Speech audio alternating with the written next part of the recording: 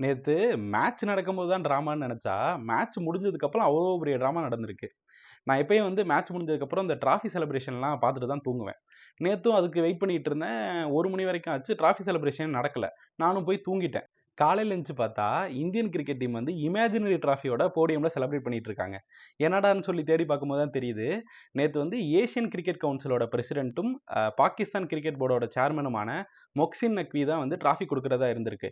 இவரு trophy present பண்றதா இருந்தா, நாங்க ட்ராஃபியே வாங்க மாட்டோம்னு சொல்லிட்டு இந்தியன் டீம் ரெஃப்யூஸ் பண்ணியிருக்காங்க. அவரும் தொடர்ந்து வந்து நான் தான் ட்ராஃபி குடுப்பேன்ற மாரி ரொம்ப அடமென்ட்டா இருந்திருக்காரு. ஒரு 30 மினிட்ஸ் வந்து போடியம்ல வெயிட் பண்ணிட்டு இருந்திருக்காரு. இந்த டைம்ல வந்து பங்களாதேஷ் கிரிக்கெட் போர்டோட சேர்மன், அப்புறம் வந்து இந்த யுஏஇ கிரிக்கெட் போர்டோட சேர்மன்லாம் வந்துட்டு நாங்க ட்ராஃபி குடுக்குறோன்ற மாரி ஆஃபர் பண்ணி பார்த்துருக்காங்க. அவரு வந்து தொடர்ந்து நான் தான் வந்து இந்த ட்ராஃபி குடுப்பேன். நான் தான் ஏசியன் கிரிக்கெட் கவுன்சிலோட பிரசிடென்ட். நான் தான் ட்ராஃபி குடுப்பேன்ற மாரி ரொம்ப அடமென்ட்டா இருந்திருக்காரு.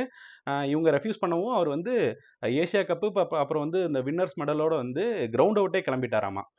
சற்று முன் கிடைத்த தகவல்படி இன்ன வரைக்கும் வந்து ஏசியா கப்பும், வின்னர்ஸ் மெடலும் வந்து இந்தியன் கிரிக்கெட்ட வந்து சேரவே கிடையாதாமா.